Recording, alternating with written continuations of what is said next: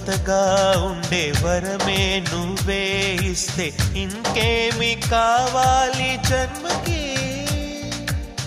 మచ్చలేని చంద్రుడిని మాట రాక చూస్తున్నా, వరస కాని బంధుని చొరవ చేసి అంటున్నా, ఇంకెప్పుడు ఒంటరినని అనరాదని, నీకు సొంతం అంటే నేనేనని.